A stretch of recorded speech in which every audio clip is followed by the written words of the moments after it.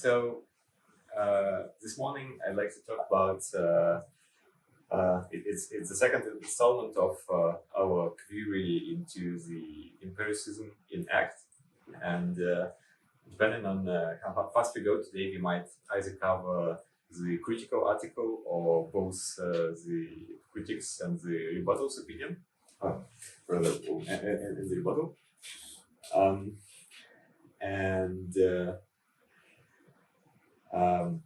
So essentially, to give a recap of what we talked about the last time. Last time we read a paper published in 2005 or 2006 by Hayes and some other authors. And where they essentially outlined their vision of what a third wave behavioral therapy should look like, and a research program, kind of both clinical and research program of how they're going to get there. And today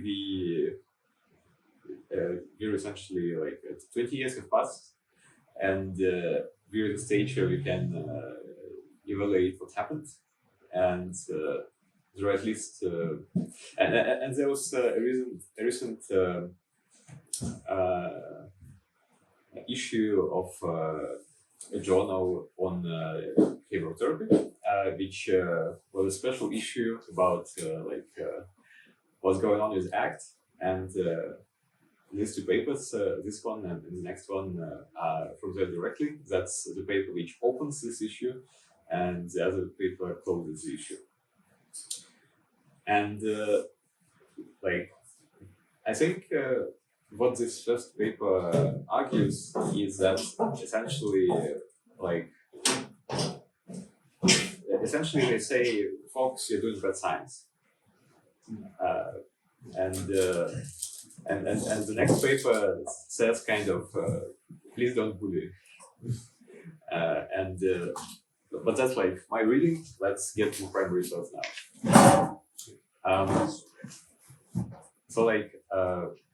What they open with here is that they say that we do indeed have a bunch of studies that say that ACT works. As in, like, if you administer ACT to people who are unhappy, they become happier. Like, great.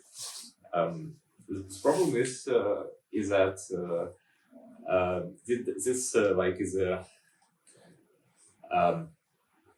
there's a high-level statement which doesn't give us understanding of the cogs involved,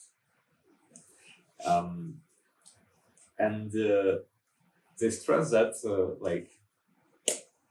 ACT authors often stressed. Oh, I forgot to sing. We now have a timer, which I'd like to try to use to avoid going all the time. So I'll kind of install it like this. And now I'll take a minute to set it up. It says here curl -x put.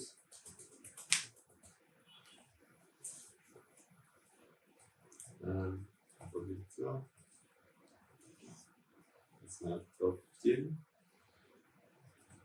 and say 14. Okay, should have 4 pieces.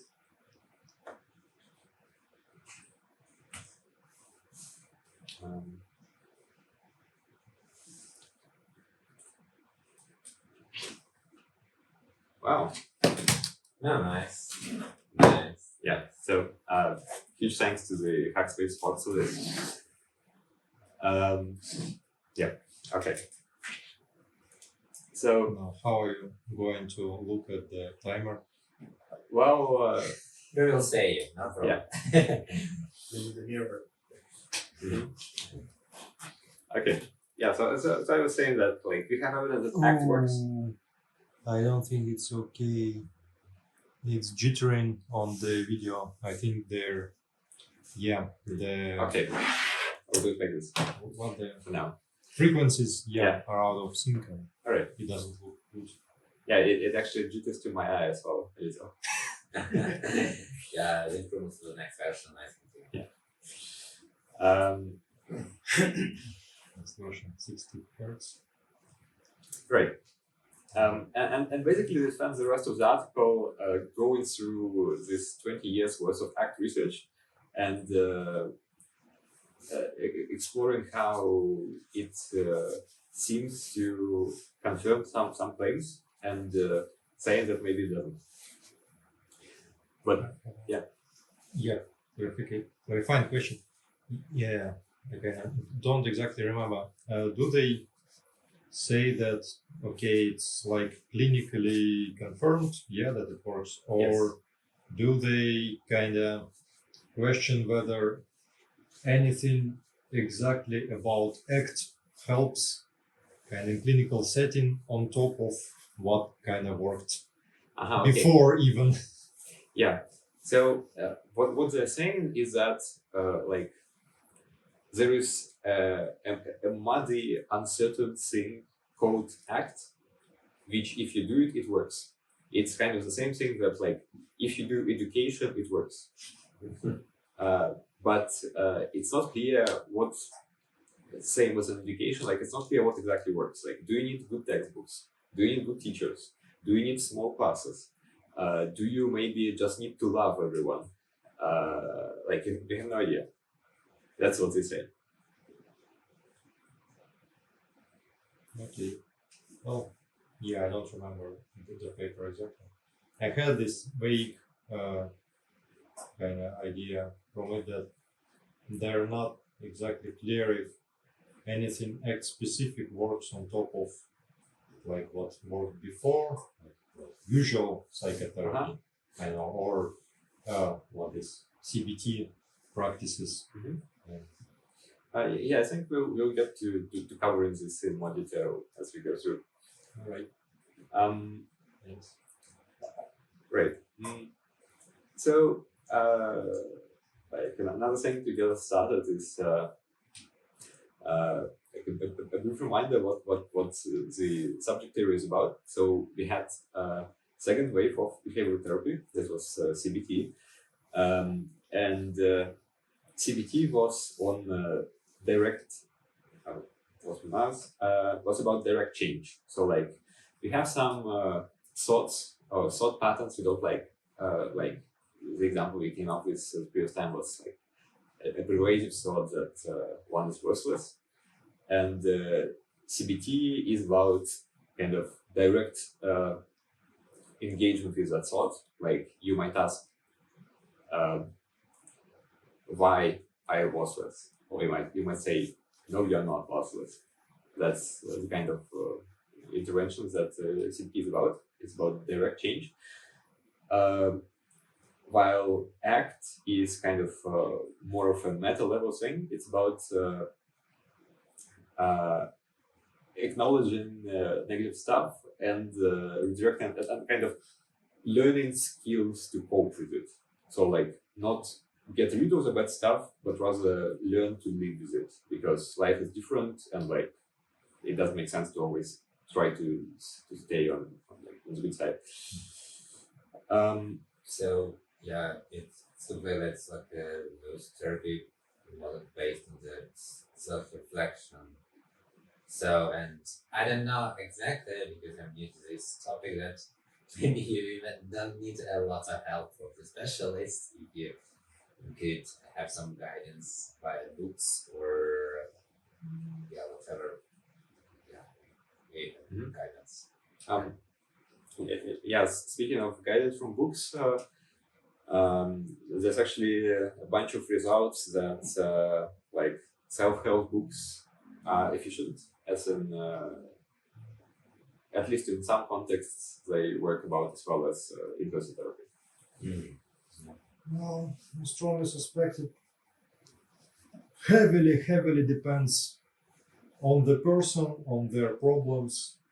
Yeah, just maybe on the the case. question: we'll check some of the statistical research, statistical significance of the impact there or not, or we do the previous part. I don't know because I missed it. Right. So this paper is exactly about saying that maybe the science you're doing is bad, as in maybe your statistics is bad. Yeah. Okay. Right. Okay. So like feature one of ACT, not direct change, but rather learning to code. Feature two of ACT.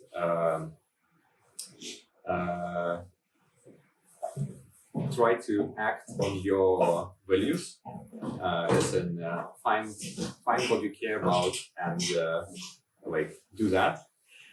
And as we talked,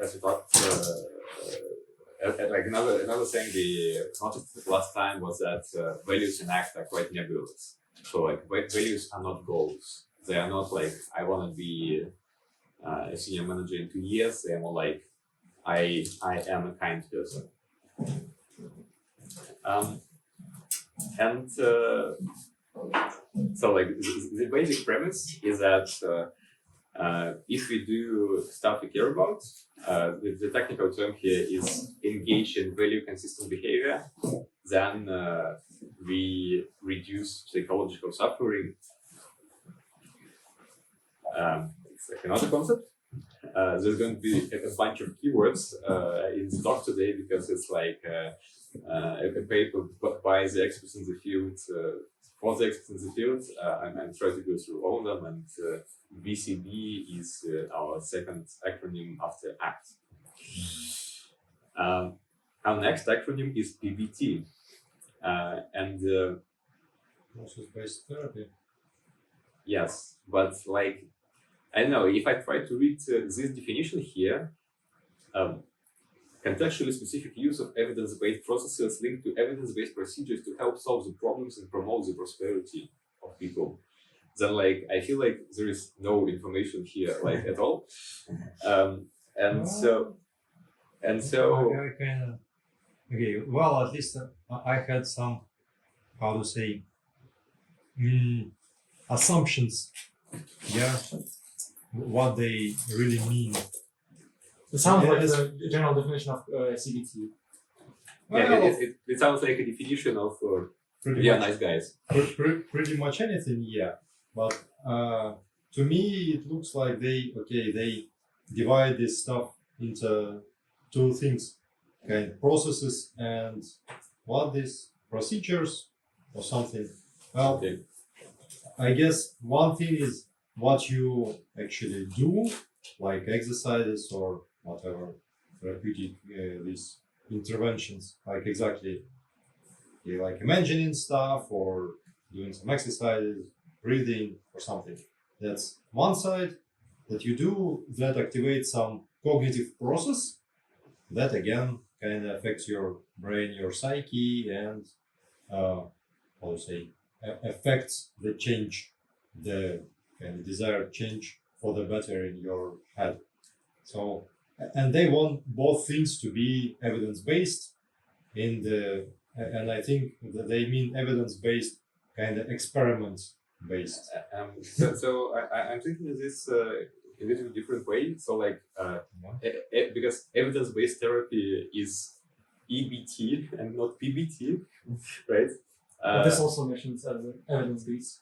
Yes, and so like we are evidence-based, like we are science guys, we are good guys. Yes, I think the keyword here, per my brief dive into Hoffman has, is contextually specific. So this is a kind of an abuse of word context. This is about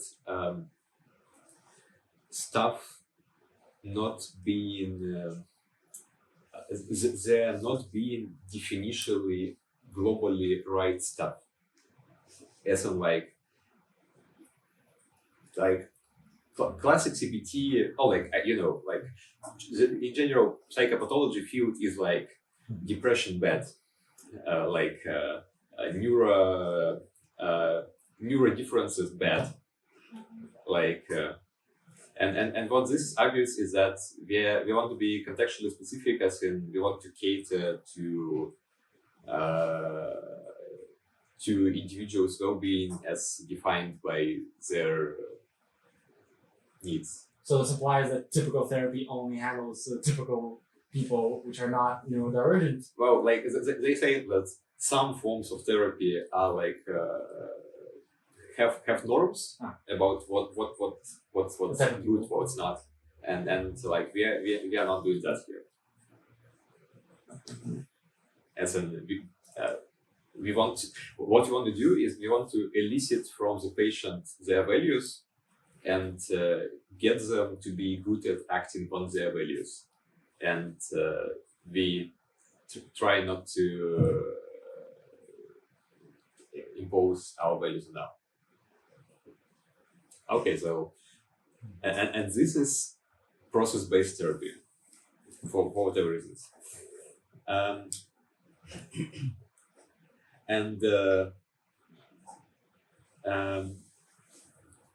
Right.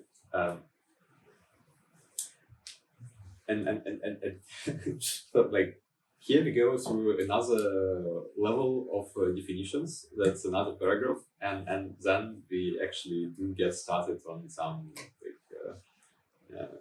particular claims. So we mentioned that ACT is a therapy which aspires to build a new scientific base for how therapy is done. And the key word for that is RFT, the relational frame therapy, relational frame theory. Sorry. It's I'm not going to go into it in detail, but the basic notion is that this is rooted in behaviorism in the way that it is at its like core about learning associations. Like if a bell rings, you get food, but it's kind of a generalized notion of that. So like dogs can learn bell food, and people can learn I don't know bell food.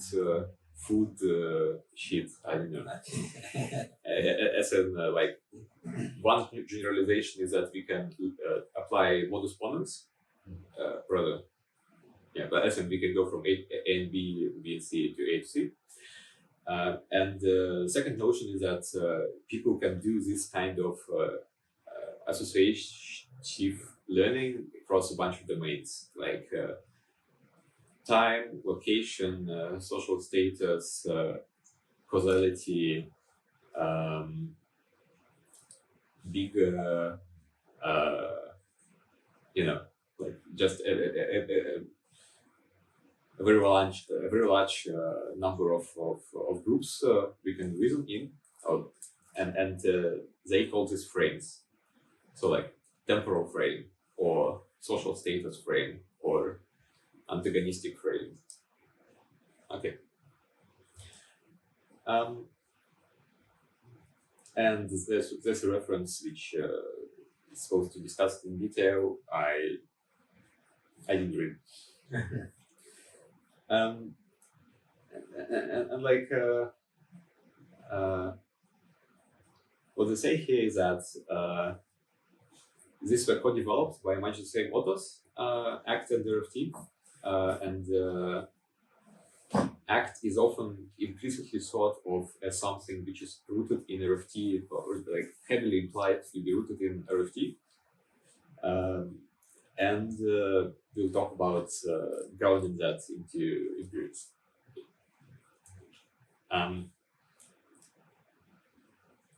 And at this point, that's our first point when we get from acronyms to ligand complaints. Our first complaint is that on one hand, RFT seems to be empirically good because there's a bunch of studies, like 500 studies in 5 years. It's a lot of studies.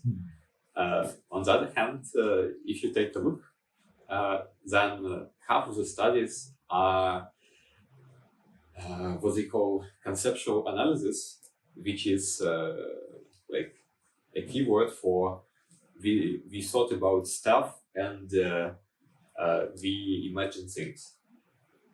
So like conceptual analysis is when you think, well, it's probably like this. Like, are they basing this off of like just thoughts, or isn't there any data using those? Papers? So this article doesn't like I didn't read Connor and others. So I'm not sure, but my like so I thought like this.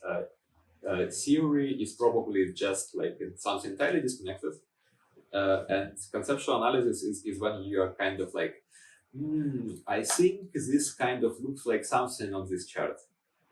So like it's not hypothesis testing; it's like hand waving. So not as much evidence to the claims. I mean, it's something which can be preliminary evidence, but like it's not rigorously confirmed. Okay, but this is like a RFC, as I understand, it's like a theoretical framework how you could link entities, what you're doing, or they have something that's going on in your life, and you just see the links between them, how you like build them, and how you could prove something that it's work or not. I not understand this because So That's kind of exactly the question. so this is the framework how you could prove that it's work. You just it's just work with the logical assumptions, but I don't know what is like this like a way of playing. that's a great That's question. kind of creative question, but that's what like scientists doing. Yeah, you have a theory, and then you go from the theory to the consequences. You at least hypothesize that okay, following from this theory, in these kind of circumstances, people will form this kind of bonds or whatever. So let's form these circumstances, kind of put people there, and then measure whether they did form these bonds or not, according to the theory. So I'd like to ground this down into an example, another example from psychology. So Freud hypothesized the unconscious. And Jung hypothesized psychotypes. And so when they kind of first talked about the idea, it was very nebulous and kind of like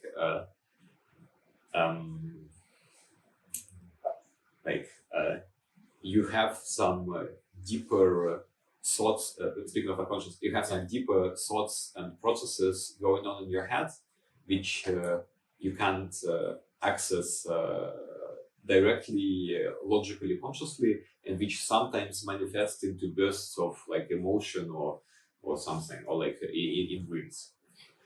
And how we can think about it empirically, we can like there is the kind of physical reductionism, as in what is the part of the body in which the unconscious resides. And like if you poke at it, how does the unconscious change? Like how is it different between different people? So this would be kind of a neuroscience approach. A psychological approach would be like I think what people would first try to do would be to try to kind of elicit more properties of the unconscious, like what exactly does it do? I don't know. Like how can we induce stuff to get out of the unconscious, or how can we stop stuff into the unconscious? Like how long does it like store state? And so at some point you get to like so you build out a research agenda which like asks questions for which you can conduct experiments like this. Like I don't know, you read people scary tales and then ask them if they had any nightmares, and there's like one part, and the other part is that you try to contrast that with what a null hypothesis would predict. And the null hypothesis, like, I don't know, people have normal memory, and normal memory manifests in rules. Okay. And so that's the kind of like science building we are talking about here. Yeah. Right, and like the complaint here is that they are doing too little of that. Oh, okay. They just say, okay, you present some theory like a RFT, but you don't have like a good researcher and studies, how it exactly works in particular person. So, I don't know, like 55% is not that. That's enough. I don't know. What do you mean by that? I don't know. 55% That's not like what? 100% of them. But so there are Yeah. For example, papers. I don't know. 55% of what? Of, I'm sure. 55% of studies which are called 50 like so there's a field which is called like ACT and RFT, which is a subfield of behavioral therapy and analysis, and they claim to be empirical. And when we take all the studies which they call empirical RFT studies, 55% of those studies are less empirical than one would have expected. That's the complaint. Yeah, so this 45% of them are not empirical. Well, like they are empirical in the sense like we, at best, we collected some data and like charts kind of look like this, but they are not empirical in the sense like we conducted statistics and tested hypotheses. Like- It sounds like psychology in general. I don't Yep. know. So that's not a specific type. Yeah, great point. That's actually like one of the ways to kind of discount this paper in particular. So yes, they kind of ask for higher standards, but standards are kind of alright. The culture is kind of not like this across the field. Yes, that's absolutely true. Well, I don't think it's kind of excuse. At least I read a lot of people, demanding much higher standards across all the social sciences. And I kind of agree with them, like, yeah, we would be all better off if we, bump up the bar, bump up the standards, and if kind of this stuff is pretty low, then yeah, we can say it's empirically validated. I mean that's depending on what we claiming here. Like, so one might read this paper and conclude that ACT is is bad. What like if we think of the base levels, They're not saying that. Yeah. if you think of the base levels, then it's not that ACT is especially bad. Is that like ACT is about has about as much trouble with empirical studies as some other parts of psychology studies. Well, I don't think they even claim that. As far as I remember, and you remind us, they started from the fact that, okay, yeah, we have a pretty strong empirical evidence that ACT works as a therapy. It works, it helps people. Well, at very least, it's better than null, than nothing. Maybe it's... I get your point. I'd like to continue because I have a timer before my eyes. Well, yeah, I mean, I just want to kind of pinpoint the claims of the paper, the problems. So the ACT kind of strived, aimed to be more than just, okay, something that works in practice. Yeah. Well, yes, but everyone strived for that. Maybe not everyone. Okay, maybe Everyone. some therapies are kind of Everyone. okay. we work in practice, we don't care about anything else. So these guys cared about more than just, okay, it works in practice and empirically validated that, yeah, it works better than like nothing or better than alternatives. They wanted to have theory behind it on one hand, and on the other hand, kind of experimental validation of the theory and the connection to the practice. And they fell in on that front, like the second one. Yeah. Like about theory, their connection to the practice, and the experimental validation of the whole thing. The stuff that the claim that therapy itself works is supported by practice. So Yes. no question about that. Okay, it works.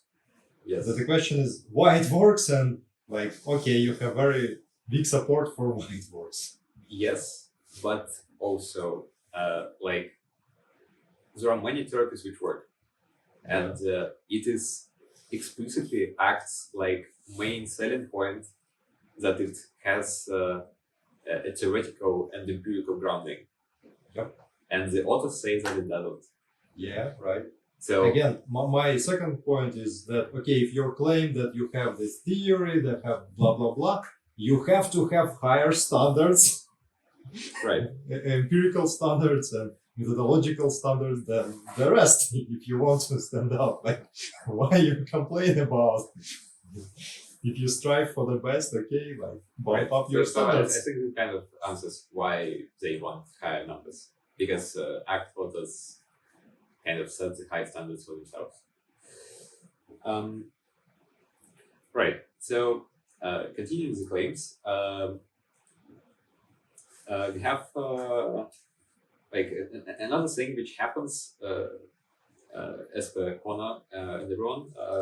If you skim the literature, is that a substantial part of the literature is something which is centered on one concept, and that's a fun concept, so I'd like to talk about it a little. So in this field, they call it the implicit relational assessing procedure, but in in the cognitive part of the field, they call it an implicit association test. And like here's how it goes: you take two concepts. In my example, flowers and insects. You take two kind of attributes, like pleasant and unpleasant, and words which are pleasant, which are elicit like pleasant and unpleasantness. And so you take a round of this game. Like you have a screen. Let's make it visual. Just matching nouns to adjectives. So that lists this. Yeah. Yeah, so like we get a bunch of bees which randomly appear on the screen, and we either press arrow right if it's pleasant, or we press arrow left if it's unpleasant. And we have on one hand like randomly and interposed appear bees and flowers, and like we might hypothesize that flowers are good because like they are nice, and bees are bad because they sting. And we measure reaction times and errors, and there's basically like some behavioristic framework in which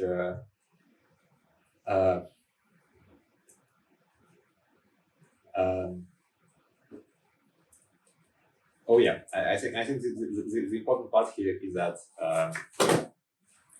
so on one hand we have like bees and flowers, on the other hand we have pleasant and unpleasant, and then we say that things are congruent if flowers are nice and bees are unpleasant, and things are incongruent if flowers are bad and bees are good.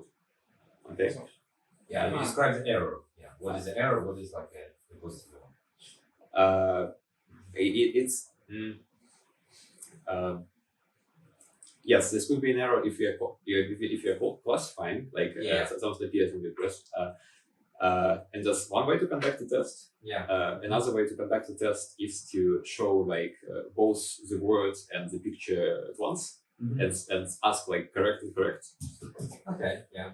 And so like you basically Bees are beautiful. Do you agree? yeah, but maybe not bees, but like rotten flesh. Yeah, they could be like a more strong this association. Yeah. And so like the participant has to respond as fast as they can, and there is basically a bunch of results in that which you know uh, which support racism. But it's okay. I think in terms of like our consciousness, that's kind of could work because people are separating. This is kind of like a group, grouping stuff if the psychology works. That we are separating each other and how the society in general works, and that's why we have this kind of tolerance. Yeah. So the way I think about this kind of test is that it kind of pokes our system one. So indeed our fast, not thought out kind of cheap associations decisions. And like it's fun and you can test it easily. But like if I think about it in clinical practice, I'm not sure what I would do with it. Like I'm not sure what I would want to test a patient with if they came to me for therapy, or like how I would use it to like it's kind of you can use this sort of thing to connect it to RFT, as in like you kind of can think about like how a person connects goes from A to B, B to C. Yeah. The problem there, I see that you're testing a black box. Our mind a bit like a black box, and that's why it's not like so close to scientific approach. With like when you describe one feature to test and just only this thing, because right there, yeah, you could say I don't know. I tried to test some RFT assumption from people, but yeah, that's not there so clear that you will test only this thing, because probably something else in our conscious or subconscious. Well, I think it's exactly what this section kind of presents or argues for, but in much more detail and with more statistical rigor Sure. or statistical content. Yeah. They are talking about this multi-factor analysis. But Yeah, in and general, I like this approach. It's at least somehow you could test something. So this kind of like it's cool that we have some concrete empiricism and these association tests are like one of the most empirical things you could do. Here the authors complain about three things, I think. The first thing that they think that association tests are not very strongly connected to RFT as a theory. Second thing, they kind of like say that people in RFT thought up their own acronym for something which standard behaviorists developed a while ago. And third complaint is that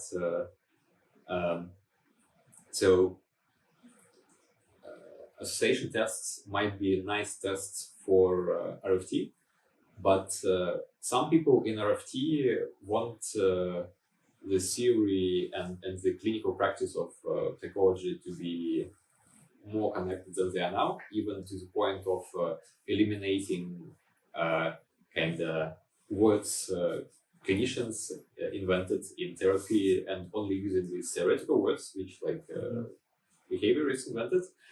And if you think about it like this, about like kind of eliminating the middle layer and only making direct connection from the bottom, then association tests are weird because, as I said, it's not clear how to use them in clinical practice.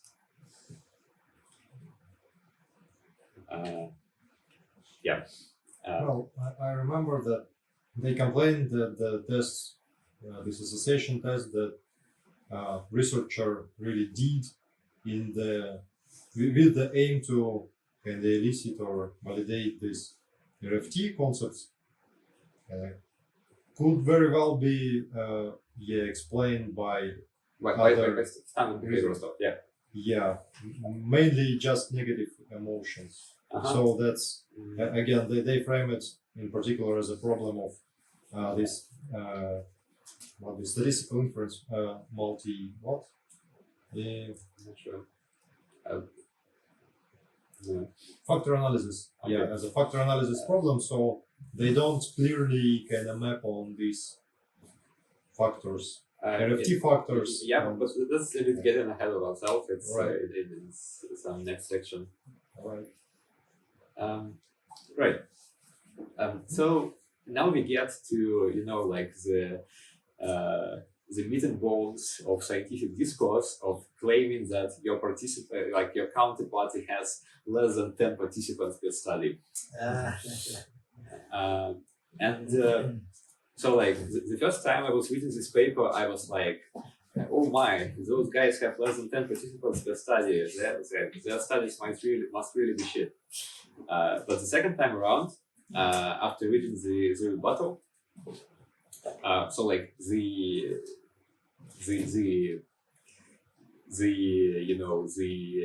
establishment guys, the ACT guys, actually respond to that, and what they say. They use Bootstrap. Yeah. What is that? So like, let's build a nice argument for why this is nice from first what this author say and then what this author say. So this author say that like this kind of studies, very small sample studies, is actually bread and butter of behavioral research like throughout the decades, because when you have a small sample, you can make some, like you can test complex scenarios cheaply, and like quickly zoom into hypotheses, and then after you kind of elicited something which replicates at least with your small group, then you can get other labs to test the same.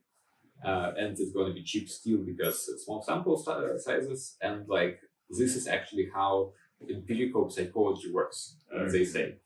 So it has two levels of testing: a small group of participants and larger, more statistically significant. Well, Not really. It's like two layers. You have number of small studies, small participant studies, and then you do meta-analysis. Yeah, so you're kind of That's how So you you're kind not of proving effectively. that on the larger scale you're not using. so like what's a great discussion. What this does is that you take like small pools of people, Yeah. and you can test the same thing with different small pools a lot of times, Okay, yeah. and that's one approach. Yeah. But notice that that's something quite different to like pharmacology research, where you must take a big group of people. Yeah. And like what this entails is that you can easily prove quite like you can get strong evidence for complex things this way, but you're less sure how well this generalizes, as in how much you're overfitting on the particularities of a group. Especially if all your ends are your students. Yeah. And it has some bias because they Yeah. Studies from students generalize really poorly. That's like and like huge issue. but this kind of like if I were doing typology research, I'd probably be doing small sample studies too, because studying, because like going through complex protocols is just something very nice to have in research. So like you can ask people a shit ton of stuff. Like you can measure them with all the instruments you have in your lab. Just nice to have. But on the flip side, if you're measuring them with all you have, then this can be publication hacking, right? Publication. I mean, data hacking. Like collect a bunch of data and try to find something. Multiple hypothesis testing. Yeah. Basically. Yeah, the same note. Yeah. Well, again, why they use as big as possible, participant sizes in pharmacology and other studies, similar studies, for two reasons. Yeah, well, one is generalization to the population, right? And the second one is randomization. Yeah, so we define kind of the irrelevant factors. I don't think randomization kind of very meaningful in the psychology, because like you're going to randomize across what exactly? Like does average this average treatment effect, like what's the meaning of that in psychology? So what's average? That one thing. Another thing is, again, if we're testing something that we conjecture, we postulate is universal for humans, okay, supposed to be universal, so both your groups supposed to kind of behave the same. It should be or work the same for both groups, like all the groups, right? I think Or it's not. a bit depends on what exactly a group you're targeting in.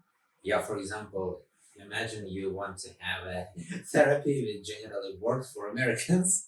Yeah, just imagine. And because it's like a nation's thing, that's your language, your surrounding, it's influence on you, and that's why, for example, if your group, small group, all of them are from the from the Stanford, all of them are from born in America, and so on. You could make assumption on this at all, but you just need to know that okay, this could work just on this kind of group, Sure. And maybe it will be enough for you. Yeah, you will just say in the abstract, okay, my study will work in this particular group because I have this assumption before. Yeah, so that's why I just want to have a point that's maybe not bad that you have like a small group, but you just need to have work precisely what exactly you're testing, the design of your experiment, and conclusion that they are limited. Right. Sure. So what they complain about here, what these authors complain about, is that ACT people or RFT people don't replicate enough. So like they perform those small studies, but they don't replicate them. And what Hayes and everyone responds is that like indeed small studies, like what they say is that we have this new research agenda, and we are going bottom up. So like we have some like pretty light theoretical framework, and what we are doing, we are just spawning a shit ton of experiments. So to go from the bottom up, and that's why we don't replicate them, because like we test them once, and like if it seems to make sense, we don't replicate the same thing. We just iterate on our hypothesis and go on. So that's what Hayes says, and that's what the guys say. I don't know who to believe because like I didn't read the actual papers, but that's like what the discussion is about. I think it's also related a bit on like this what's called money stuff a bit, that you have a budget from the university and you don't want to replicate somewhere else, but research something you did maybe more. I think this is also partially kind of related there. Yeah, might be an issue. On the other hand, I think that's kind of methodologically dubious claim, what they say about not replicating.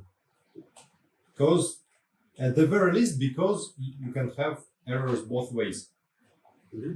Like if you failed an experiment, like, you better replicate it because maybe it was just a mistake, and the effect is really there. Yeah, we Even got in that case. we got some notions of the possible publication bias in a bit. So like we were just talking about That's one thing.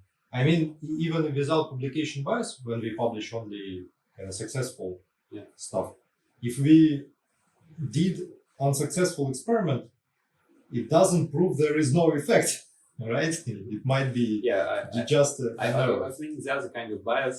The author suggests that people working on ACT or other like on any particular thing actually might be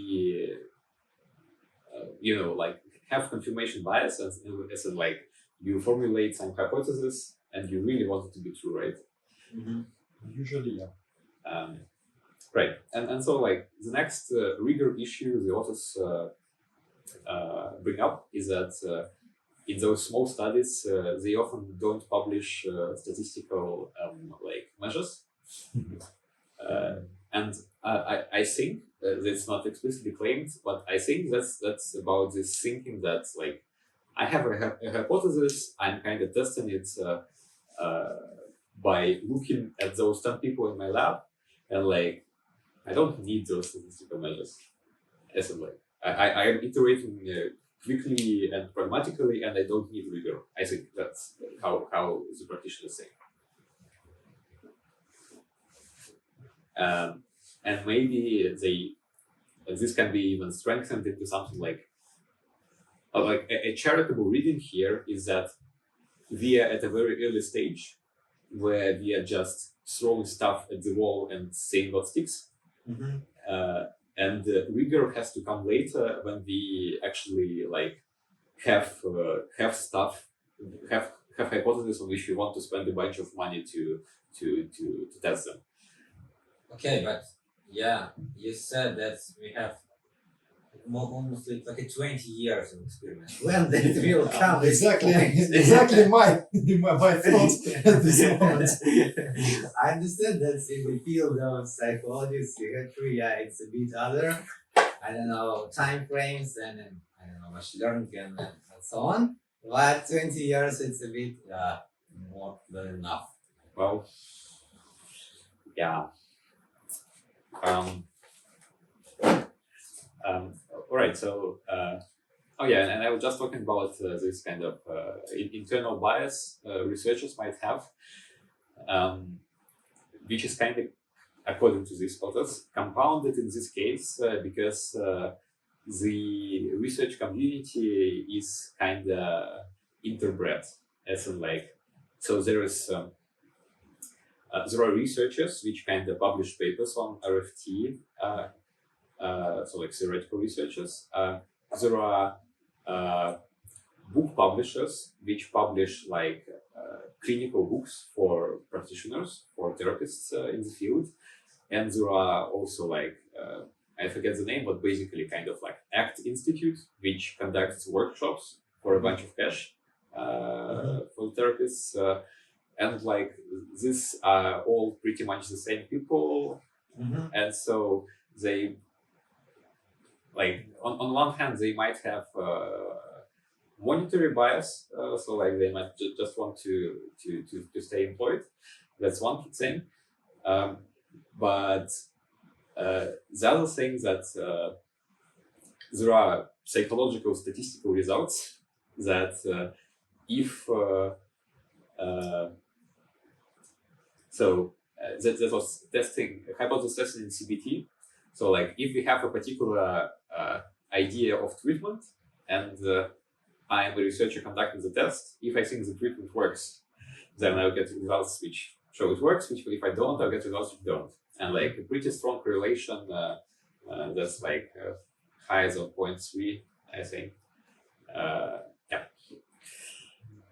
So as far as I got it, they not only publish books, they also publish papers, like papers on ACT published basically by this ACT Institute. So they're publishing their own papers on their own theme, and that's a little bit suspicious in the sense that okay, maybe it's not that kind of good on this peer review and stuff like that, and rejecting bad publications. Yeah. Kind of smells corruption a little bit. Yeah. And this, I know.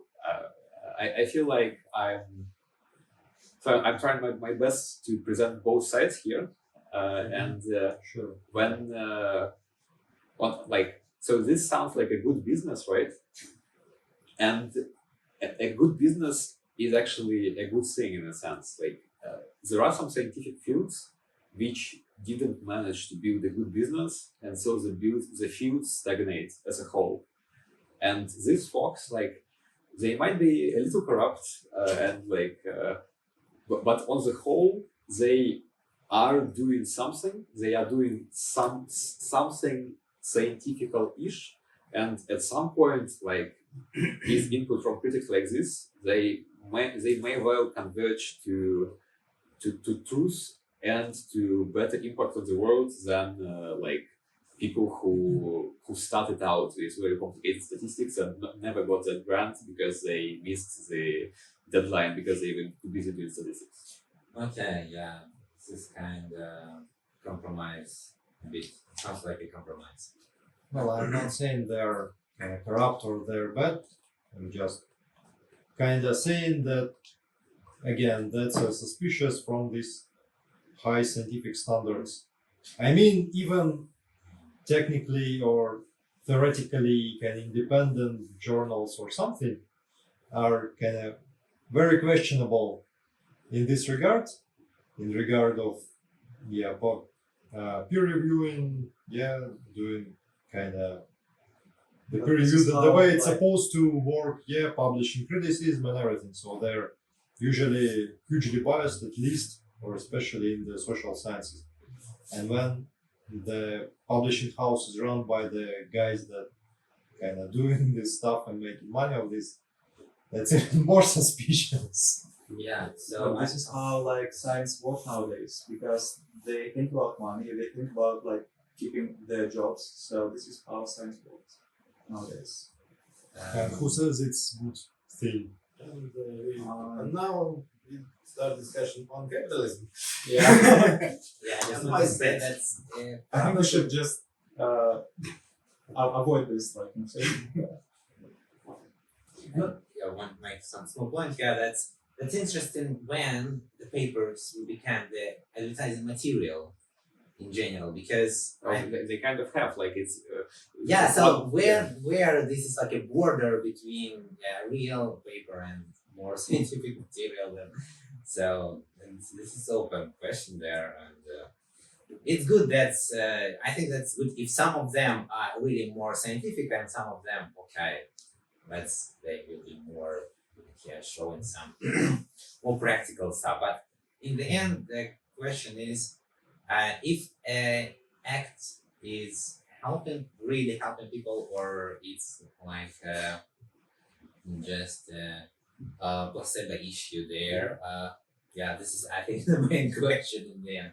right. So No, that's like not the question. We started. Yeah, of course, From it's not the- a question of this particular decorated people. I mean, it's not the question in the current scientific discourse as well. Like, we know that ACT works, but we don't know why, and we don't know how we take its key components and make them better. Okay.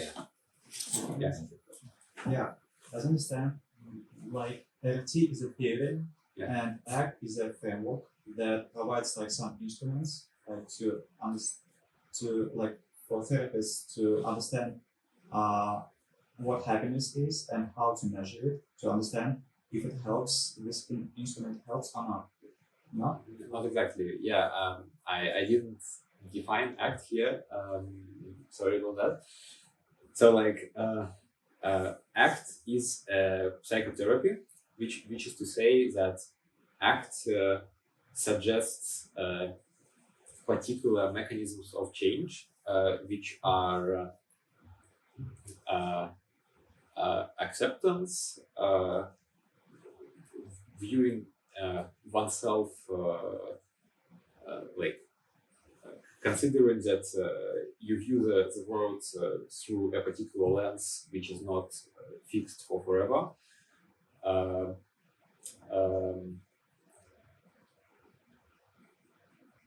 Considering that taking values-based action and or like rather eliciting your values, like holding your values is important, and taking values-based action. There are two more components, but the gist is like this. So this is like what it's generally about, and then they give some particular like therapeutic procedures and protocols and tools for therapists to perform that with their clients. Okay, but another question like that sits in my mind is like it is relatively new study, I guess, because I can see like early 2000 to 2000. You mean this paper I or have seen, no, like in general, yeah.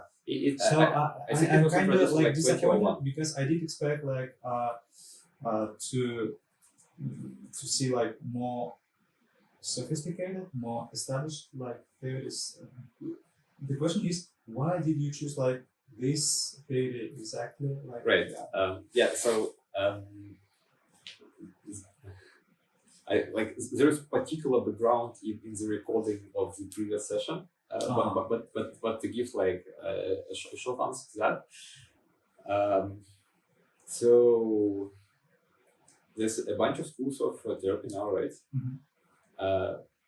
If you claim like if you are elevated to the status of very empirical, as in everyone says they're empirical, ACT is one of the few.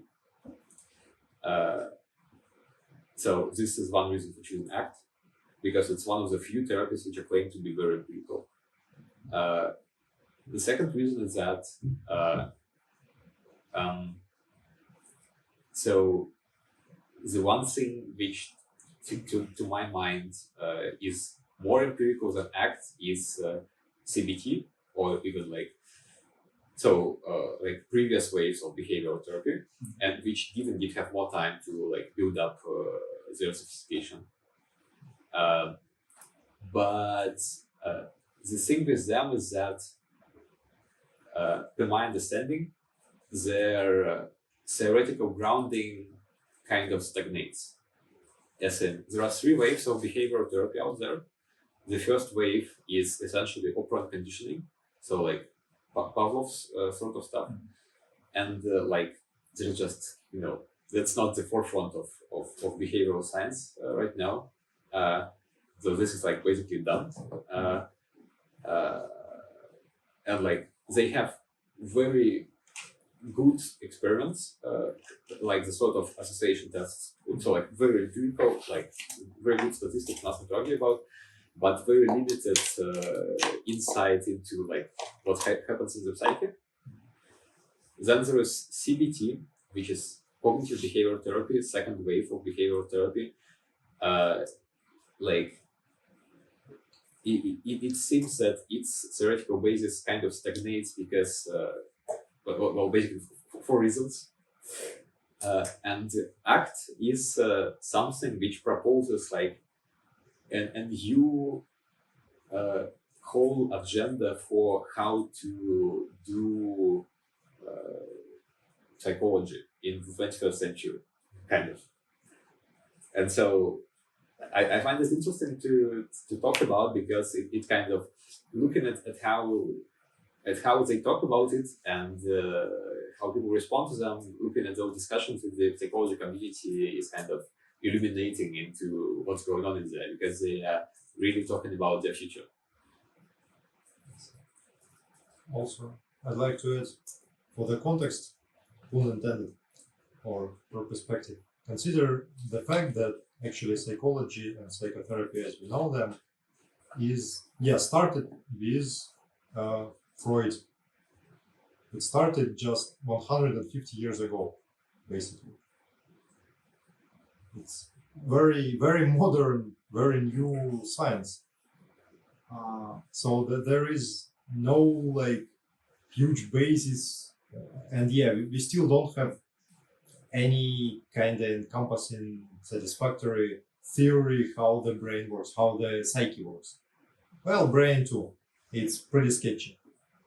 If you're saying that I'm not sure that psychiatry is a science, and you are trying to compare with like physics and chemistry, let's say, and biology, like those sciences, they made like very huge progress in those like 100 plus years, and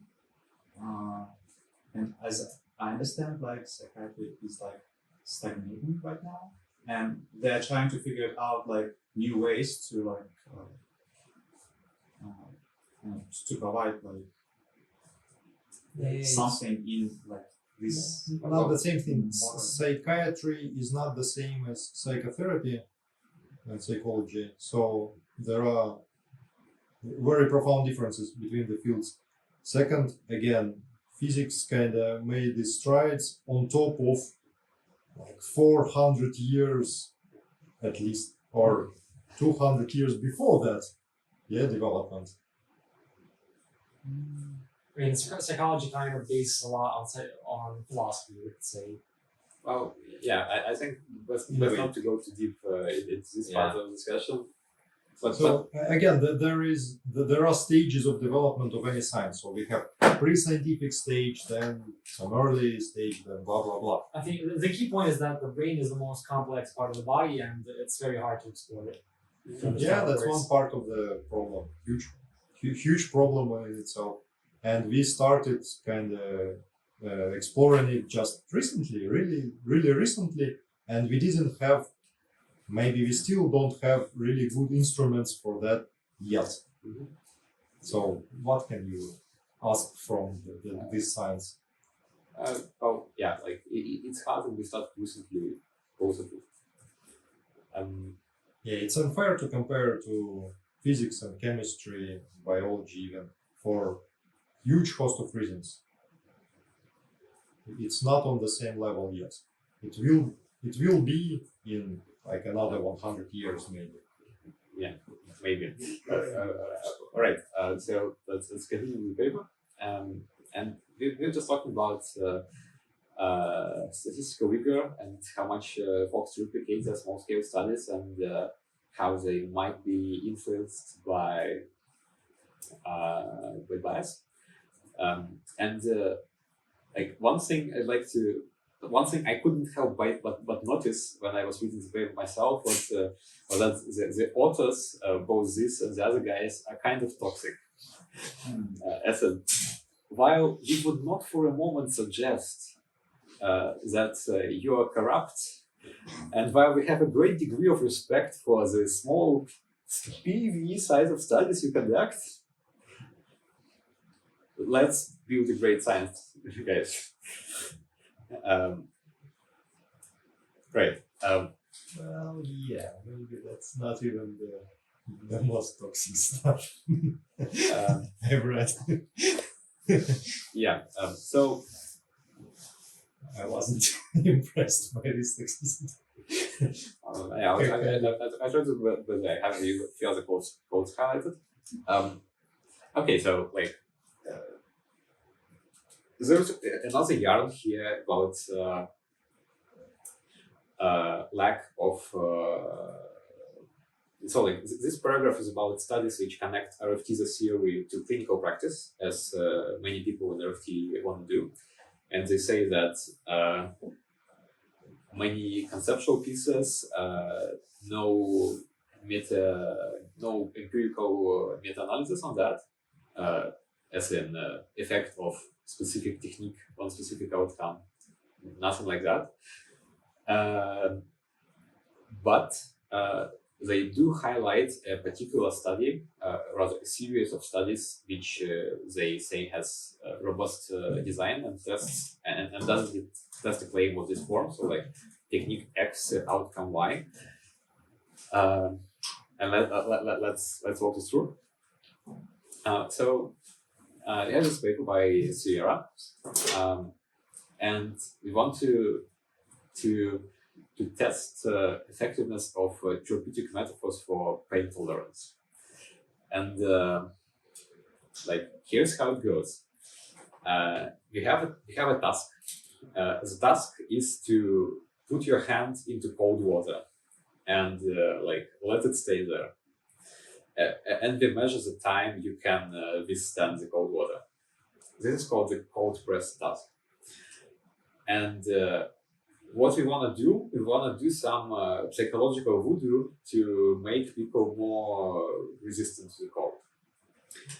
And so, like, the authors, the Sierra, hypothesized that by RFT, what we want to do is we want to first prime people with a metaphor, like imagine swimming through a cold lake. And this is supposed to work because I know how your childhood was like, but my childhood involved some swimming through cold lakes. And when I kind of think, like, when I really try to like imagine how it was like, I'm like, it's all about, you know, like being vigorous, like pushing through, like so like it's a nice and energetic thing. So it's a different way to perceive the cold water than something like and that's one thing we want to do according to RFT. And the second thing you want to do according to RFT is to prime the person with their values. Kind of imply that you're swimming to something nice. Like, I know you're swimming to get a beautiful moment. And like they did this study, tested this priming and without this priming, and found that this priming works. So like people can do this longer, and this is a great result. They published statistics. Very cool. They replicated this and extended this in 2 years after that, and that is also great. But in 2 years after that, in 2020, another group tried to replicate this and got a null. And like we don't know, but this is exactly how science should be done. Yeah, this right thing. Yeah. And like authors say that basically we shifted through the literature of the field and got like 3 studies which were great and published results, you know, and like enabled statistical analysis, and the others are kind of like, well, it should work this way. Like, yeah, probably. Okay, it will be interesting if they compare to allow people to use a strong language. I mean, like, yes, actually, this sort of study was conducted, and I think the kind of robust result is that it works. Yes, I definitely know it works. Yeah. You mean frame it in RFT and test it in this way? Okay. Yeah, nice. possible. Okay, yeah. So here we have another instance of toxicity.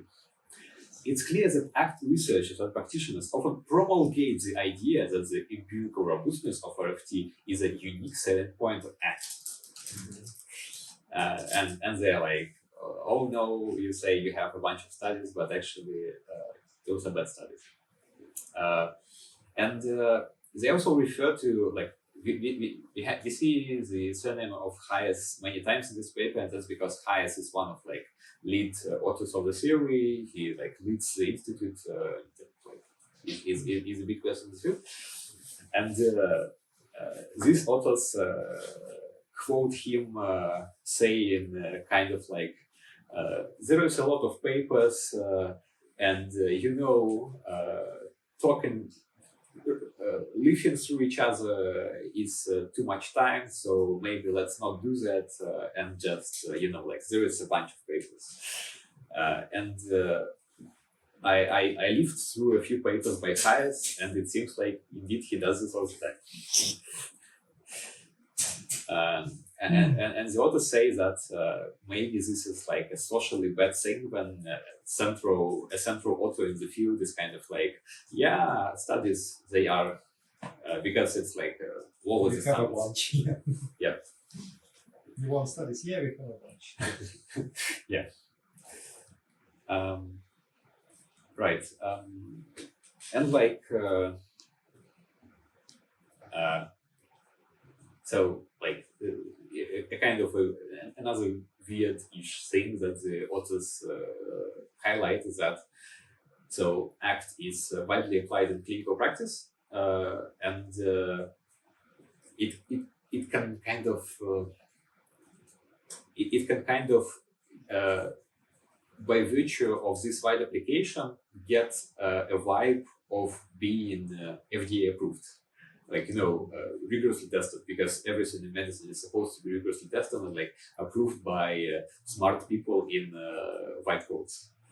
And this appears to not exactly be the case, as in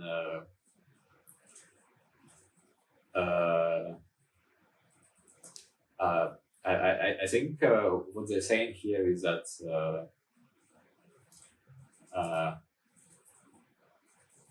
what they're saying here. Yeah, sorry, I kind of that what just said was misleading.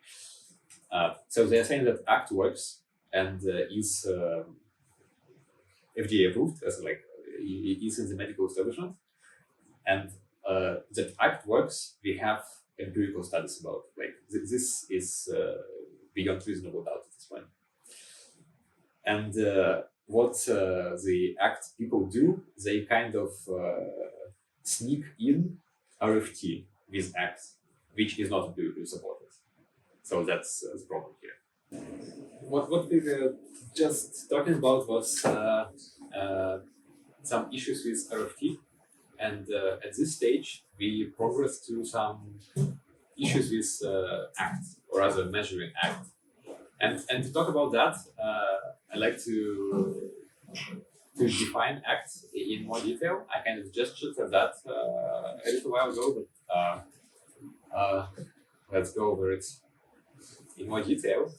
So, first off, to define ACT, we need another acronym, which is PF, for psychological flexibility. And there are kind of two definitions of psychological flexibility, which do not, to my mind, mesh together obviously, but let's just take them as they are. So psychological flexibility is ability to contact the present moment consciously, and when you have a particular goal you're working towards, either change your behavior if it suits the goal, or persist in your behavior if it suits the goal. That's psychological flexibility definition one. And psychological flexibility definition two is those 6 components I was talking about. So presence in the moment, values, a list of values, action towards the values, view itself as a context that is considering that you view the world not objectively as it is, but through some lens which can be changed. Diffusion, that is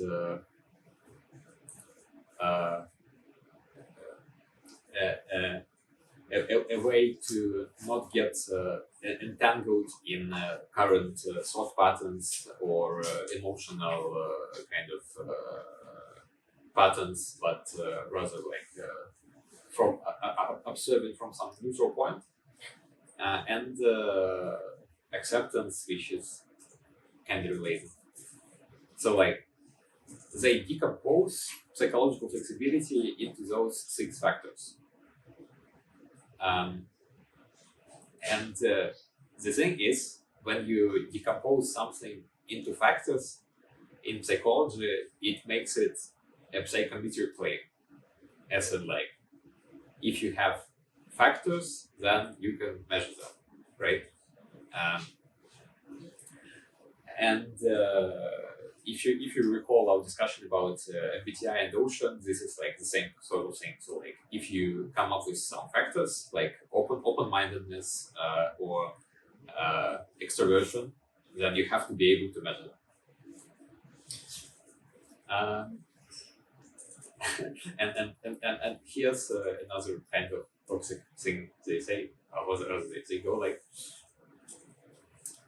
with this in mind, those wishing to provide evidence for the six factors model might want to do a few things, like develop measures of the processes which are like high quality, uh, then do a factor analysis which shows these are distinct, as in like they are not measuring the same thing, like they are not all correlated together.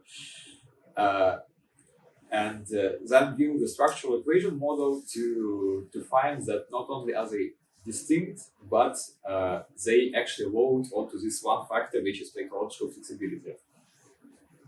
Right? So like do, psychometric research. And what is said is that like this is just not the case, as in like this didn't happen. This did happen with one measure of psychological flexibility. So like this is actually a good result. So like one particular questionnaire which measures psychological flexibility has sections which correspond to each of the six factors, and those sections, answers to those sections don't intercorrelate much, but they kind of come together on one factor. And this is very recent. And like, okay, this is what our current empirical status. But as this result is very recent, 21, there are like no papers which connect ACT with psychological flexibility empirically. So like there is conceptual saying that like ACT should be about acceptance, but there is no therapeutic protocol which like tests we add acceptance, we remove acceptance, and this connects with this empirical questionnaire and so on. This is actually a paper I want to read at some point, which is about the psychology's four sacred cows.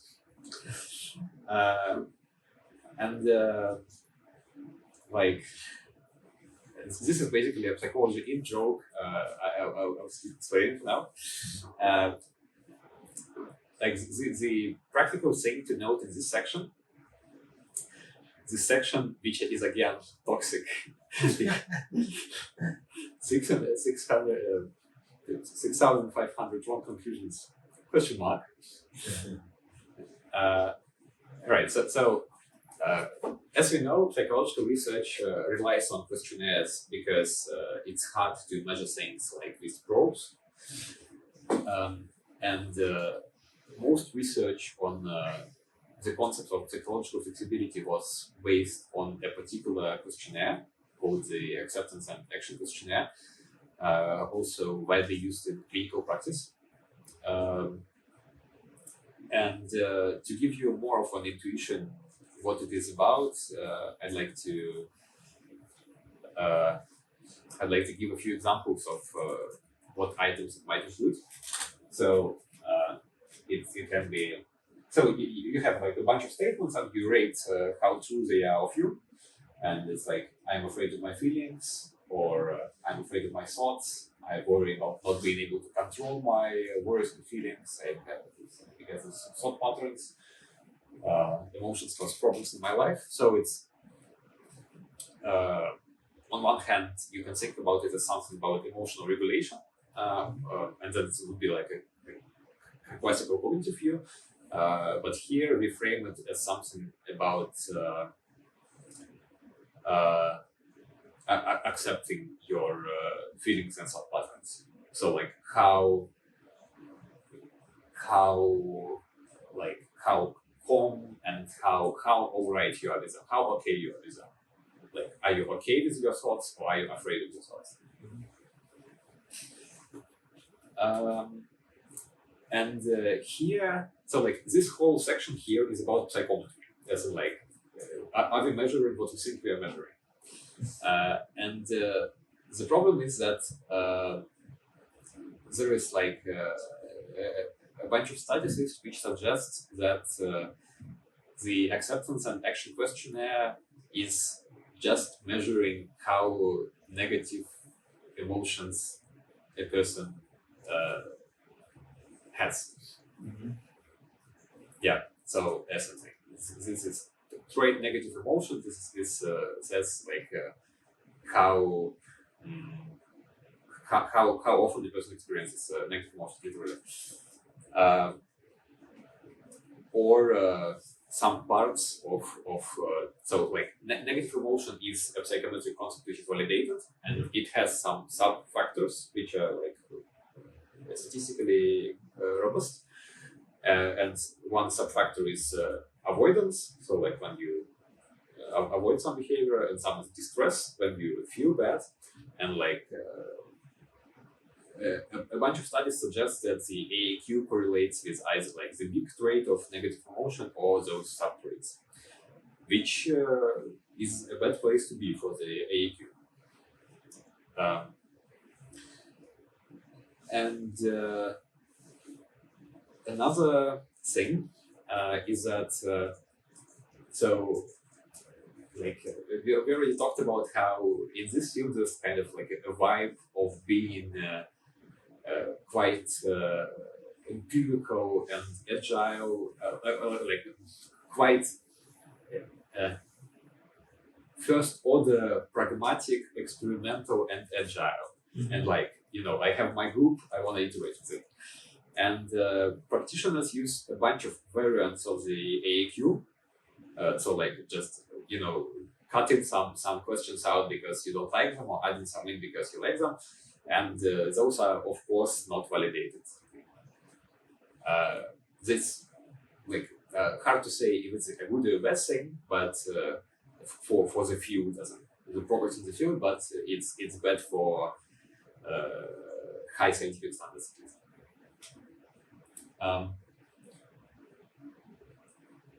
Okay.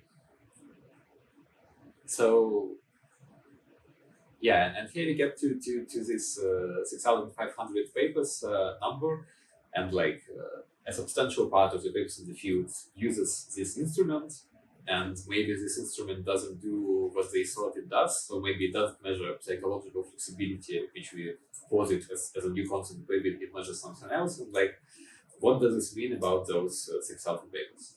It's not clear. You know, this is a bit look like how it was in the physics. Then they like have like 3 Newton's law, yeah, and for the statics and movements, and after that, yeah, I don't remember where. I think it's 20th century when they realized the special relative theory, yeah, and say, okay, that doesn't work a bit in this particular case, and we need to have a new theory or add an additional part like for this. But there it could be even a bigger issue. Yeah, we don't know. Is it like this framework AQ? Like, do we need to adjust it like in the physics, or we just need to replace it? And I think this is because in physics it's a bit easier to understand where it's like the limits of this theory is out. Yes. Yeah. So the way I think about it is that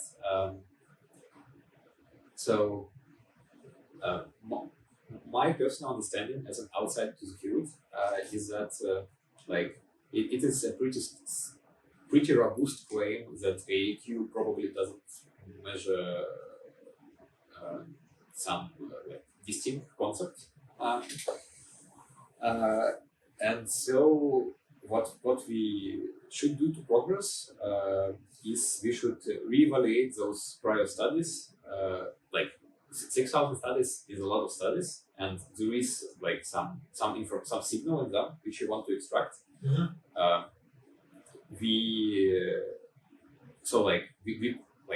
We previously relied on an instrument which measured something, but we assumed that it measures X, and so we extracted signal A.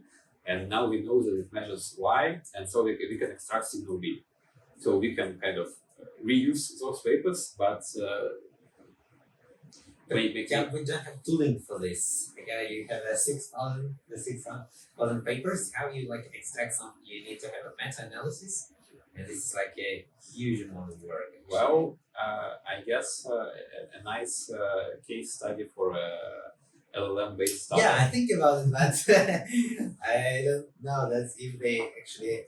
Yeah, we don't have like even procedures how to maybe to make it. Is it like you not hallucinate of them?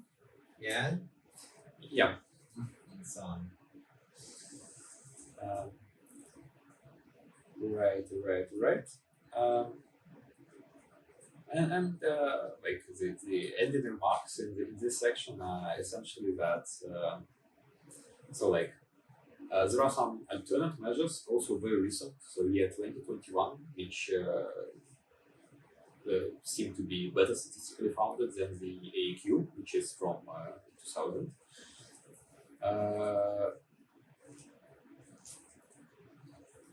And basically what they say is that like maybe be a little more careful when you say that you have like 10,000 studies when 6,000 of your studies maybe like you don't really know at this point what they do. Yeah. And one way they suggest what to do going forward is like, so one thing you can do, so like we had those 6,000 studies and we said like psychological flexibility does things, and like the stupid thing to do is just to say that now we know that negative emotion does things, and like we have a lot of evidence for that, and like surely it must help someone in psychology that we have a lot of evidence for that. The problem is that it helps CBT and not ACT. Well, allegedly. Okay.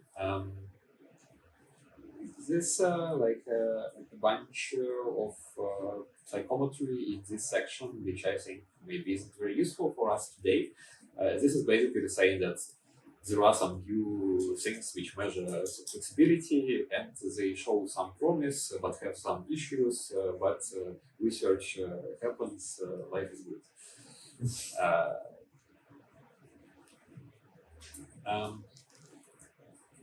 Right. And the concluding remark here again goes back to this negative emotion thing. So the kind of the issue it seems is that most studies to date, if you like take them at face value, at empirical face value, they seem to show this very technical psychological statement, which I'll read out in full and then decipher for you. Changes in negative emotion mediate the relationship between pre-therapy valued action and or negative emotion and post-therapy valued action and or negative emotion. So like what this says is that we have a patient before therapy and after therapy, and you measure either how much they do things they want to do, or how much they experience bad emotions. So that's what we're measuring, good actions and bad emotions before and after therapy. And the studies seem to say that what therapy does, it reduces your negative emotion. And so before you had like high negative emotion and after you had low negative emotion, this is because therapy reduced your negative emotion. Okay. And this is a problem for ACT because this is CBT. In ACT, what therapy would have done, it would have not directly reduced your negative emotion, it would have taught you skills to do that on your own. And so like here we have a kind of methodological issue or experimental or something like that. Yeah. I have a question. Is it right, or it's just me reading stuff? It seems like they kind of say that the less negative emotions you have, the more you perform this value, yeah, value aligned actions. Yeah. Like anyway, ACT or not, like the less negative emotions, the more you act according to your values. No? Yeah. Yes, good question.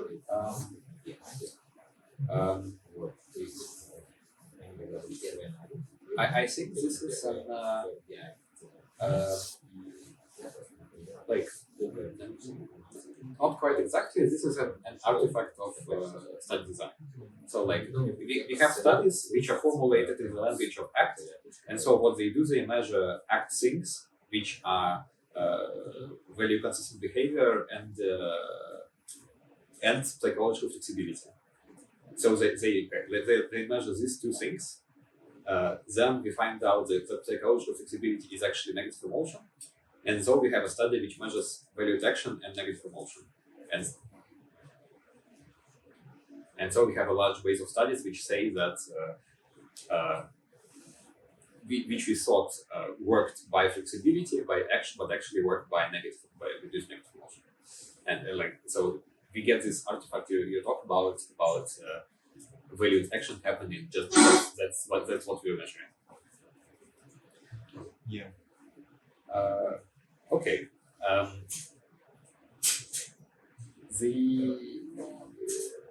And they also like throw a final punch here, like what you say that psychological flexibility has 6 factors, but why not 5?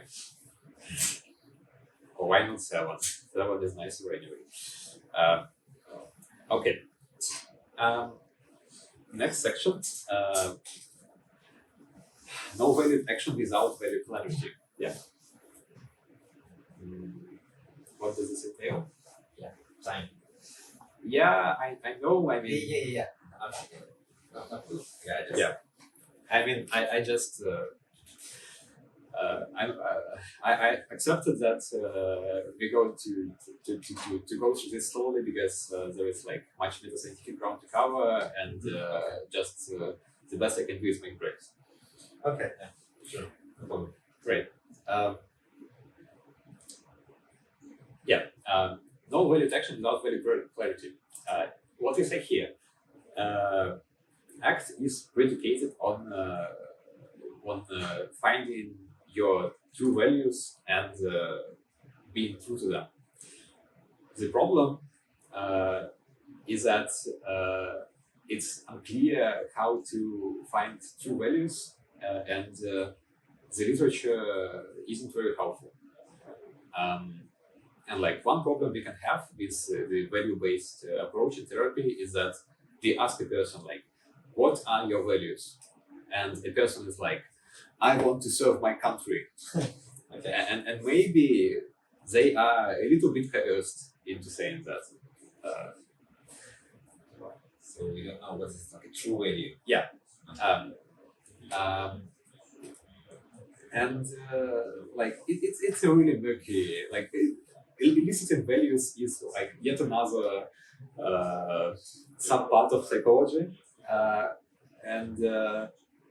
So a few results from there. One result is that we are pretty confident at this point that some things which are value-ish, like which they take the form of something value-ish, reflect biology, as in like people with certain genes are more aggressive. So results like that are there, and they're like pretty robust. We think this is true.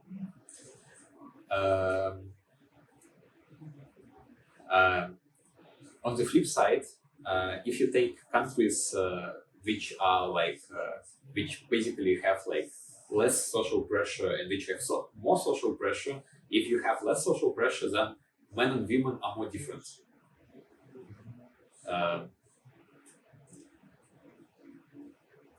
Right. And from all this, we want to have a procedure that elicits that does elicit values, and there's like again psychometric or rather maybe just methodological trouble here, because like one thing we want to disentangle and which act does disentangle is values and values-based action. So like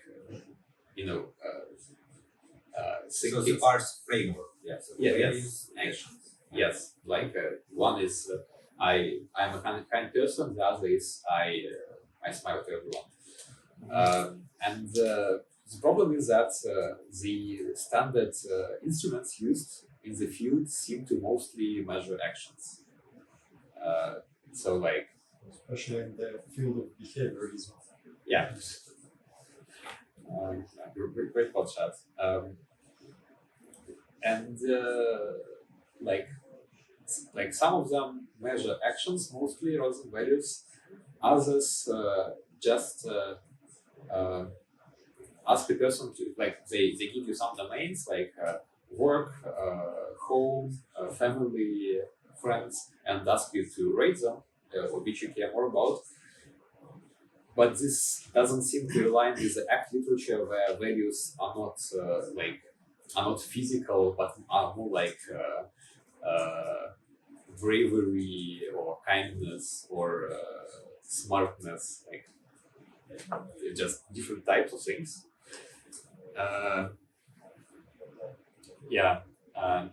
And this the way these tests or like these approaches to taking person's values are called in clinical practice is value verification exercises, and their goal is to get the person to their values, to their true values, not something else. And like here is an example of such exercise: the life compass. Again, you rate domains like family, friendships, work, education. Then you rate how consistent is what you actually do with this priority list you just made. Then you make more kind of concrete goals in each domain of life, like in work it might be helping others, or it might be creativity, or it might be like that your outputs are valued, so you distill what you actually care about in that field, and then you make concrete CBT style goals, and that's it. So like this is for committed action part, and this is for values part. This is one exercise, and another exercise, just again giving you a sense of how they work, is called the sweet spot. There you take what skills you have, then you take what you love to do, and third you see where market is, and then you just kind of get the intersection. Yeah, so like a clear cut thing. And like, what are the trouble we can imagine with such cute exercises? Also, I feel like it's kind of difficult. Yeah.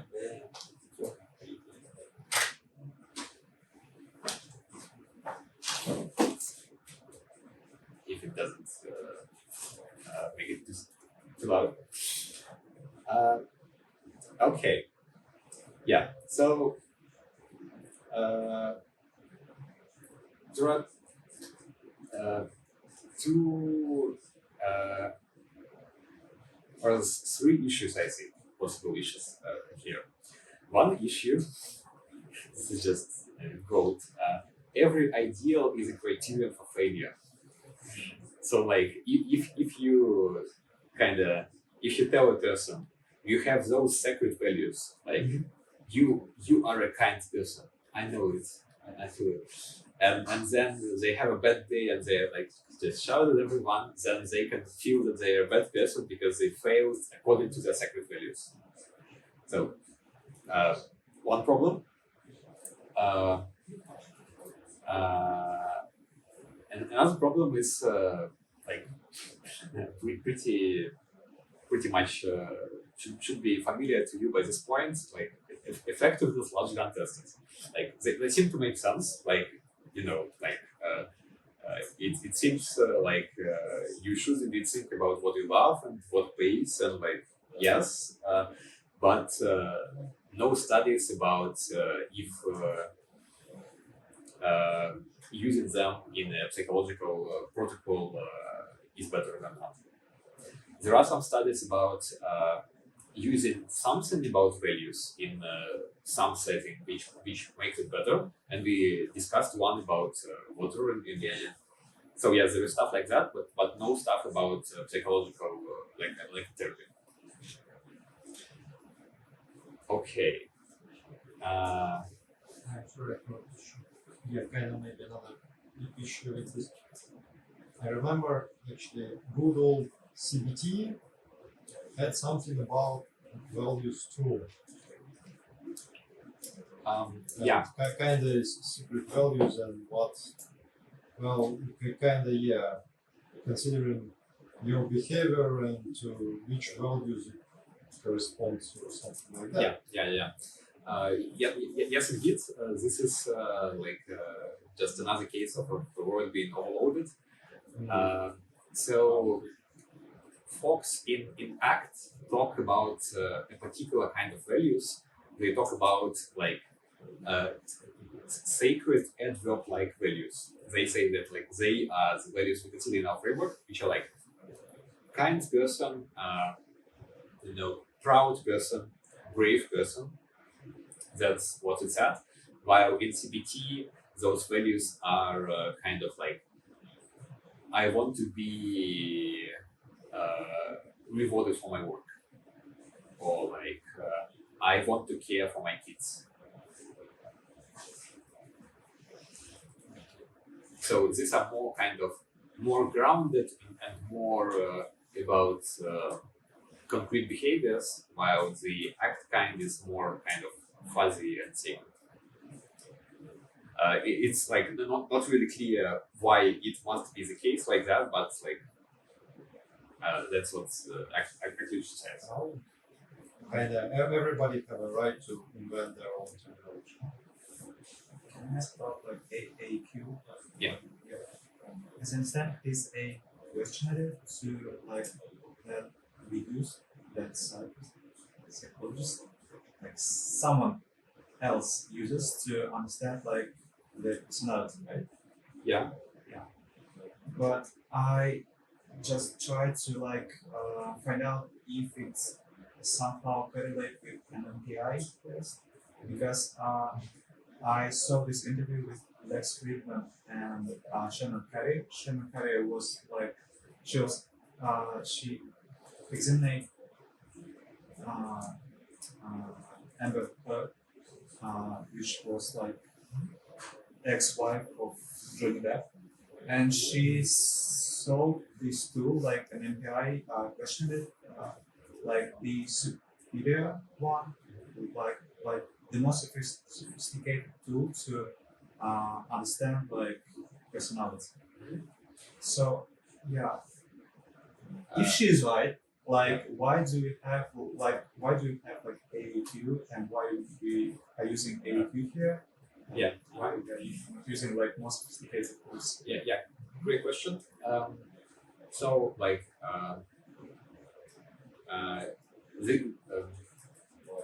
just like note that this question is kind of in a different field than ACT, as in like ACT is a therapy, and this question is about psychometry.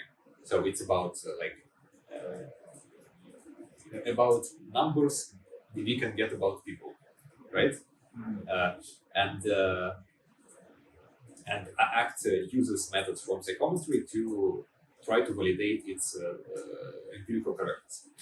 And as for why they don't use MMPI, so MMPI suggests a particular factor structure. Let's see if we have it here in Wikipedia. Yeah. So like it measures it gives you these particular numbers about a person. So like it is set to measure those concrete things. And what the ACT authors are doing here, they invented a new sort of thing, which they call psychological flexibility, for which they also invented an instrument to measure it. We are measuring not these things, but flexibility. Yes. Like those 6 components, right? Or Yes. Yeah. Yes. And indeed, a critique of AAQ, which I walked us through, was that they invented psychological flexibility and invented an instrument to measure it. And the critique is that this instrument apparently measures something which is measured by another instrument which is out there exactly, and which isn't MMPI but rather Ocean, but yeah, basically another well-known instrument. All right. Okay. So we just talked about getting values out of people. Now let's talk about getting action out of people. So, like the standard way, as usual in psychology, to get any value is to ask people. As in, you ask a person how much they did action according to their values. There is like a citation that in this particular case, this doesn't work well, as in people seem to. I think the general notion is that people lie to look better than they are. Others might kind of like to look worse than they are, especially if they kind of in the state they decided to get a psychotherapist. Yeah, maybe they're kind of lying to themselves and everybody to look worse than they really are. Yeah, well, yeah, like there's a huge research about that, like how even Freud was talking about this, how a patient comes to Freud and brings kind of like presents to him to satisfy him, so that he feels good. Yeah, and what the authors highlight here is that a few studies in ACT have been done which include like ridiculously empirical measures. And normally empirical measure is rehospitalization rate. So like a person comes to a psychiatric hospital and gets therapy and then gets out and then they get in again or not. This is rehospitalization rate. And another paper which looked at something or other blood levels, which I don't know what A1C does. It is probably something about inflammation, which is known to correlate with psychological distress. But yeah, like this is the kind of thing we should be doing, says the authors.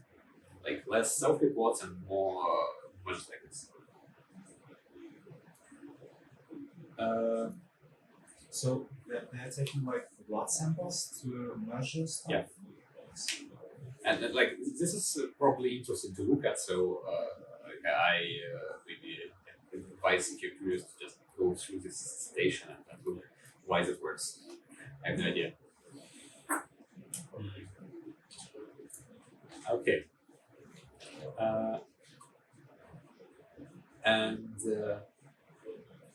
I think at this point we are essentially done with the classical science arguments part of the paper, and we go on to more Personal attacks finally. yeah, kinda. So the section is called functional contextualization justifies the means, and what they basically say here is that ACT, as we know at this point, is like a large scientific program which carries with itself not only particular methods they like to use, but also like a particular philosophy and ethics they work in, and like where it comes from. So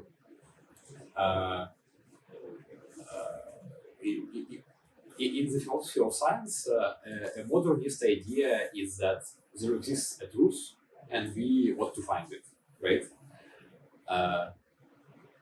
A more of a postmodern notion would be that we have something that works. Let's go with it. So like more of a pragmatic view, less of a sacred truth and more of a do what works, to the best of your ability and to the best of how it works.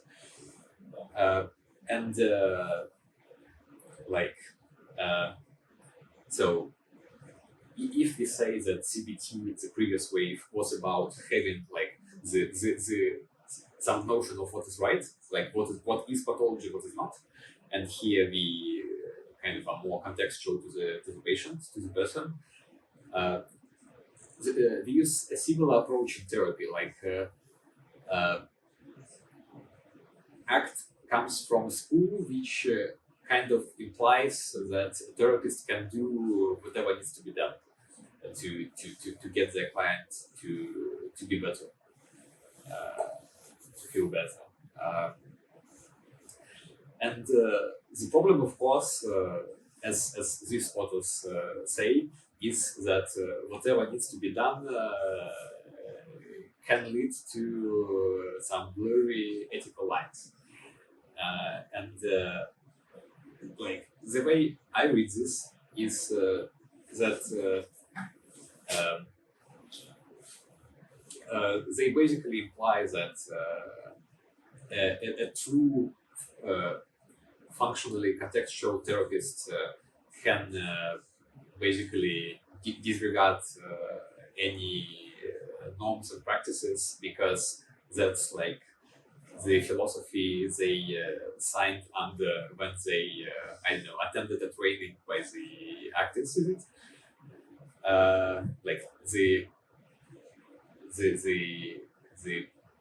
The mantra to be pragmatic, whatever it takes.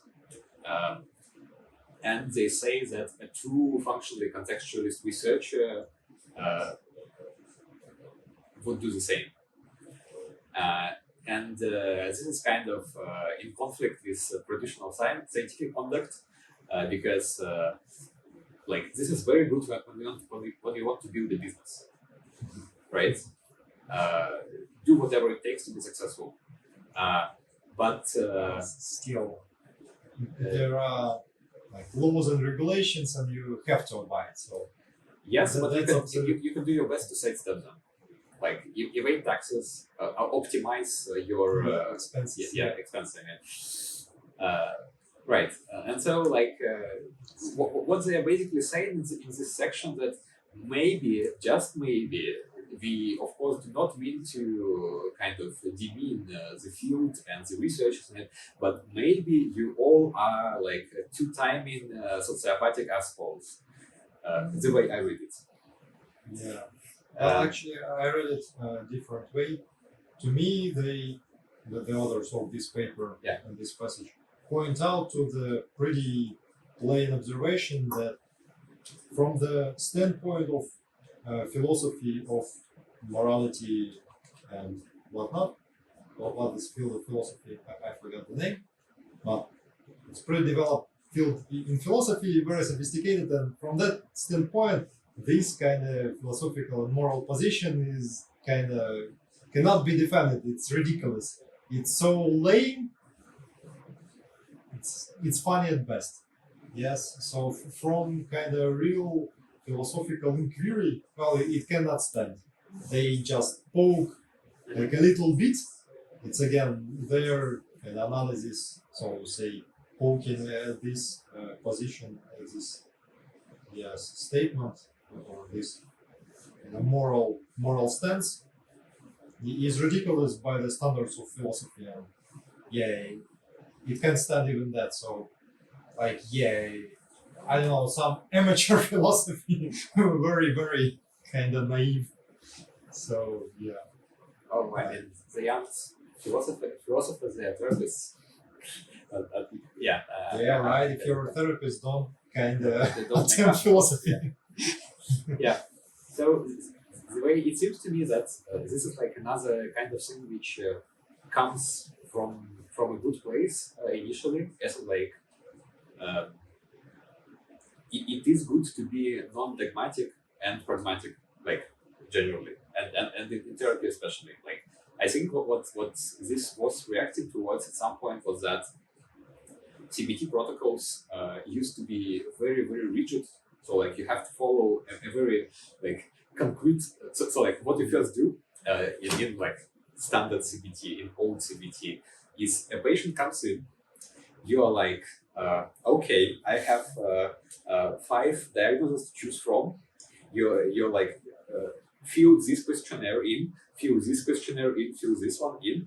You're like, okay, you have this of the 5 diagnoses. Okay, I take my therapist manual, and I'm like, step 1, and I'm like, if I were doing a sketch, I'd read out loud, like I said, like literally read instructions, no improv, no like being in contact with the patient, just like I have my manual, I abide by it, and like this sounds weird to us now, and it kind of is, and it's good to be non-dogmatic as not this, but. But it's also good to have some standards. some moral standards. Yeah. Like in general in life, it's good to have some kind of more or less dependable moral standards. Is it possible to after like to make an application for this, like to exclude like human factor like all, like you are taking some text on your phone and it says like, you are this type, you have to do like this thing or this thing. It's absolutely But do they possible. work? Yes, it's absolutely possible. There is a bunch of, at this point, maybe not even startups, and there is preliminary, but I'm inclined to trust it, evidence that it works. As I mentioned, like there are some results about like self-help books working, and so an app should work as well, at least like in some settings. Yes, but when I'm reading something about like health, like I don't know, so explain about news about health, about like diseases, like that's going on right now. I'm like, I have like these symptoms and this symptom, and maybe like I have this thing. I think it is dangerous thing to like try to self-diagnose yourself, and like you can come up with like very wrong conclusions. I get your point. There are a few ways to try to sidestep that. One way is to go see a therapist once, and they tell you read this book because they diagnosed you, you're probably correct. And it is of course more interesting to try to design something which is safe against self misdiagnosis. And I think that one way to sidestep that again is to so like there are a few things which we know reliably work well and have few side effects, like no, like the general term is behavioral activation, and an example is going out for a walk, or seeing your friends, or like eating. And so like one way, like maybe a chatbot which suggests you eat, like mostly can't do you bad unless you suffer from eating too lot and eating too much. So, like that's one way, and I think there is a pretty large segment of those kind of low risk and potentially high impact to person 5 interventions you can make in this manner, and like yeah. No, I think the answer is even on the meta level. Even in psychiatry, like clinical psychiatry, there is a saying: "Don't cure diagnosis, cure patients."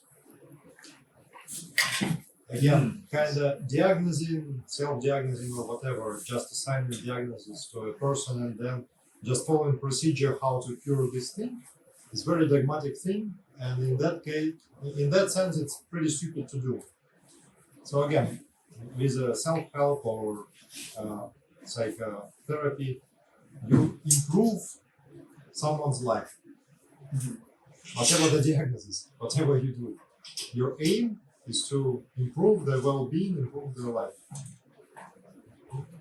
It doesn't really matter which diagnosis you have. Well, probably I have a bunch of them, like neuroticism, in some kind of scale, at some level, sure, most likely, like another stuff, a bunch of them. Does it matter? Do I need to kind of reduce them to zero to have a good life? No. But still, I can do a lot of stuff to improve my condition, improve life, and that's a meaningful thing to do, regardless. All right. So if you like more kind of philosophical issues with that position, you're welcome to check out this paragraph. I'd like to not cover them right now.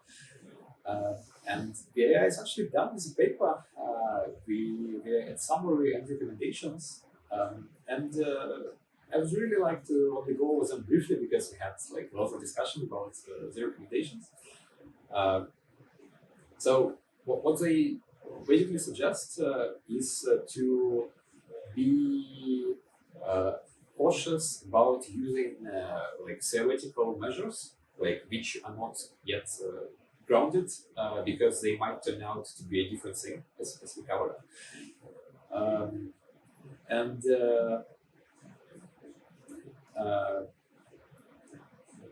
basically try to conduct your studies by connecting to things which are empirically grounded, and they might be small scale. But if you connect to like a well-known measure, then it's easy to replicate because like it's a well-known measure, and so like I guess they're suggesting like just a few things to be a little more humble as a field and more kind of truth-seeking, as in not result-seeking, but truth-seeking. And they say that like it's weird that RFT research is like largely implicit bias research, because implicit bias is kind of like can be explained with simpler theories than RFT. So maybe work on the foundations and research from unbiased parties.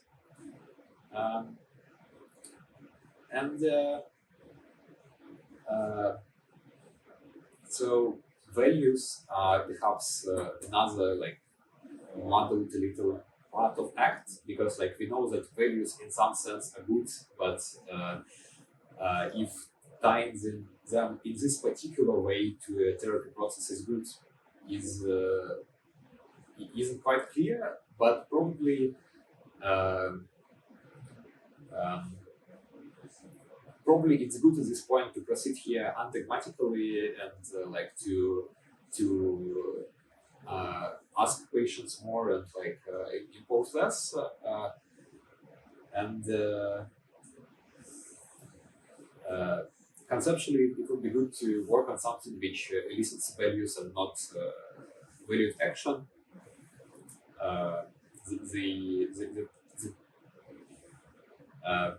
The trouble here, like, might be if we use bad measures of values, then we might like compromise ourselves at the first step and harm clients instead of doing good. And as for functional contextualism, like not everyone is a true functional contextualist. Not everyone is well read in philosophy. So kind of, I think what they're saying here is like maybe try to do a little less philosophy. Right. So we just talked through 12 pages worth of a paper about how science works or doesn't in one particular field of modern psychology. We talked about how this therapy act does work, but we don't know how. And what they want to say, like what they want to give us with, is that how something works is not a philosophical question. Like it's not a theoretical question. It's not a rhetorical question. It's an empirical question, and we should answer it like one with empirical studies grounded in good statistics. Yeah, I think that's it. Thanks for the discussion.